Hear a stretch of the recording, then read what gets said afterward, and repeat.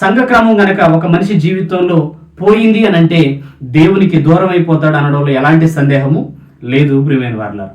ఎందుకు లేదు అనంటే అలా సంఘక్రమానికి మెల్లమెల్లగా దూరం అవుతూ ఉంటున్న కొద్దీ ఆధ్యాత్మికత, తన యొక్క దేవునిలో ఆత్మ నడిపింపు ఇవన్నీ చల్లారిపోతా వస్తాయి. బాప్తిస్మం తీసుకున్న మొదటి దినాల్లో ఎలాంటి తీవ్రతను ఆత్మ ఎందుకు కలిగి ఉంటామో అలా సంఘక్రమాన్ని గనక మనము మానివేస్తూ ఉంటే, సంఘాన్ని గనక మనం విడిచిపెట్టి బయట లోకంతో తిరుగుతూ ఉంటే అప్పుడు మనలో ఆత్మ తీవ్రత అనేది అంతగా ఉండదు. దానికి కారణం మనలో దేవుని యొక్క వాక్యము సమృద్ధిగా లేకపోవడాన్ని బట్టి. ఎప్పుడు మనలో దేవుని వాక్యము సమృద్ధిగా ఉంటుంది అని అంటే మనము సంఘక్రమాన్ని పాటించినప్పుడు, సంఘములో మనము ఇదిగో సజీవమైన రాయిగా స్థిరపరచబడినప్పుడు మనము ఆత్మీయంగా ఎదగగలము ప్రియమైన వారలారా. అలా ఎదగగలిగిన స్థితిలోనికి మనందరము రావాలి అని దేవుడు కోరుకుంటూ ఉన్నాడు. 6 దినాలు కష్టపడమన్నాడు, 7వ దినము నా కొరకు కేటాయించమన్నాడు ప్రియమైన వారలారా. మొదటి శతాబ్దంలో కూడా మీరు చూడగలిగితే ఎలాంటి వాతావరణము ఆ మొదటి శతాబ్దంలో కనబడుతుందో చూడండి. అపోస్తుల కార్యములు 2వ అధ్యాయము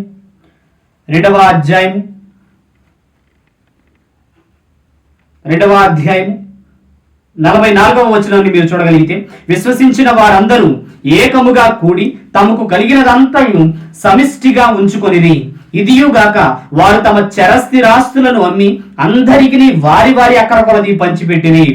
మరియు వారు ఏక మనస్కులై ప్రతి దినము దేవాలయములో తప్పక కూడుకొనుచు ఇంటింటా రొట్టె విరుచుచు దేవునిని స్తుతించుచు ప్రజలందరి వలన దయ పొందిన వారై ఆనందముతోను నిష్కపటమైన హృదయముతోను ఆహారము పుచ్చుకొనుచు ఉండిరి.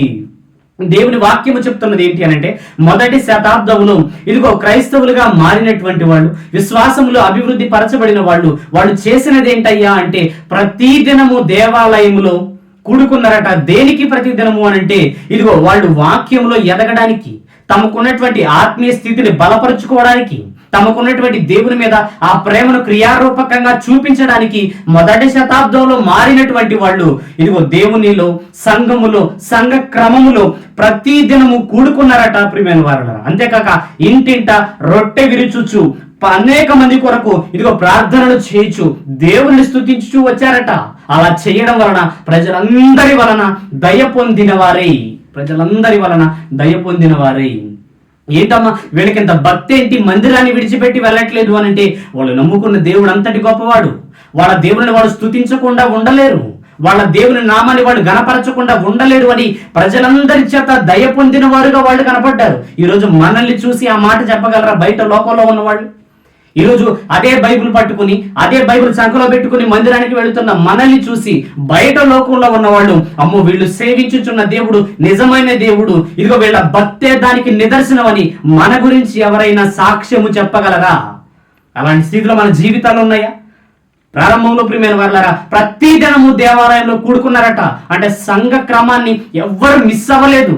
ఈరోజు సంఘానికి రావడానికి ఎన్ని అవస్థలు పడతామో మనకి తెలియదేమి కాదు.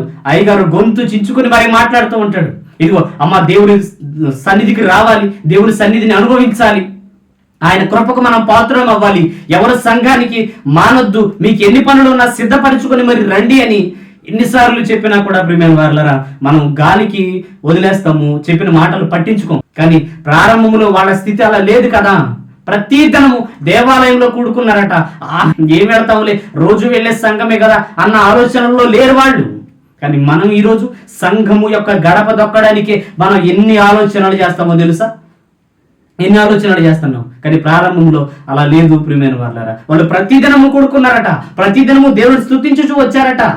దేవుడు ఒక సంఘాన్ని ఇచ్చాడు, సంఘ క్రమాన్ని మనకి ఇచ్చాడు. ఆ సంఘ క్రమాన్ని మనము ఫాలో అవ్వాలి. ఒకవేళ సంఘానికి కనుక మనం దూరం అయితే, సంఘ ఆరాధనకు మనం దూరం అయితే మనకి వచ్చే నష్టం ఏంటో మీరు ఒక్కసారి ఆలోచించగలిగితే నీ దేవునితో నువ్వు మాట్లాడే అరుదైన అవకాశాన్ని నువ్వు కోల్పోతావు ప్రియమైన వారలారా.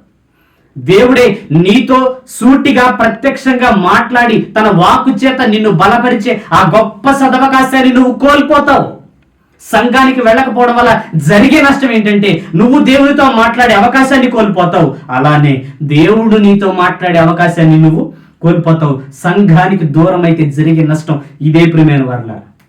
ఇదే మనకున్నటువంటి సమయం. బయట లోకంలో ఎంతో కేటాయిస్తాం, కానీ దేవుని మందిరంలో మనం ఎంతసేపు ఉంటున్నాం అన్నది ఆలోచించండి ఒకసారి. ఎంతసేపు ఉంటున్నాం మనం దేవుని సంఘములో, ఆయన మందిరములో మనం ఎంతసేపు ఉండగలుగుతున్నాం?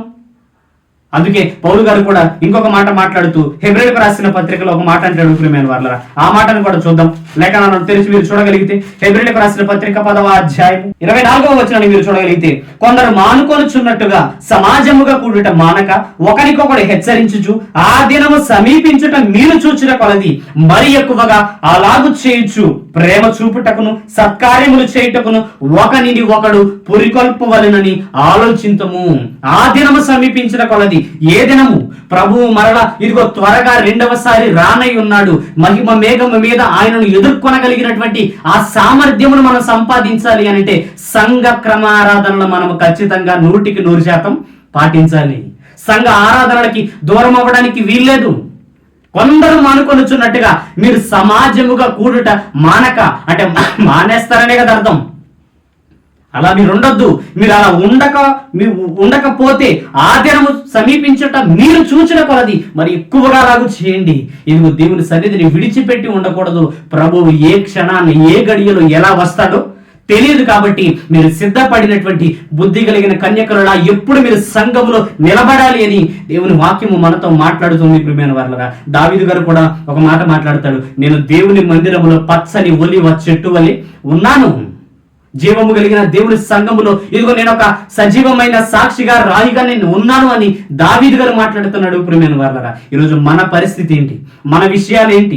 సంఘము ఎంత గొప్పది అని అంటే ఆ సంఘం కోసమే కదా యేసుక్రీస్తు నీ కోసము నా కోసము సంఘము కోసము ప్రాణాలను అర్పించింది.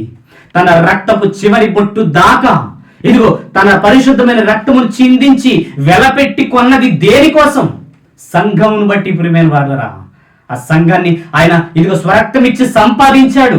ఆ రక్తంలోనే మన కడగబడ్డాం. ఇప్పుడు మన విషయాలకు వచ్చి మీరు ఆలోచించగలిగితే అంతటి పరిశుద్ధుడైన యేసుక్రీస్తు సంఘము కోసం ప్రాణాలను అర్పించాడు. మనము మన దేవుని కోసం ఏమి ఇవ్వగలుగుతున్నాం? ప్రియమైన వారలారా, ఆయన మన నుంచి కోరుకుంటున్నది ఏంటయ్యా అంటే, మీరు 6 దినాలు మీరు కష్టపడండి, మీ కుటుంబాన్ని పోషించండి, కానీ నా కోసము మీరు ఒక దినాన్ని కేటాయించాలి, ఆ రోజు నన్ను మీరు ఆరాధించాలి అని దేవుడు కోరుకుంటున్నాడు. సంఘ క్రమాన్ని మనము ఫాలో అవుతూ దాన్ని మిస్ చేయకుండా, దేవునితో మాట్లాడే ఆ గొప్ప అవకాశాన్ని మనం పోగొట్టుకోకుండా, దేవుడే మనతో మాట్లాడే ఆ స్థితిని మనము పోగొట్టకుండా నిత్యము వాక్యములు ఎదగగలిగితే మనము మన కుటుంబాలు ఎప్పుడు ఆయన చల్లని చేతుల నీడలో దాగి ఉంటాయి. ప్రియమైన వారలారా,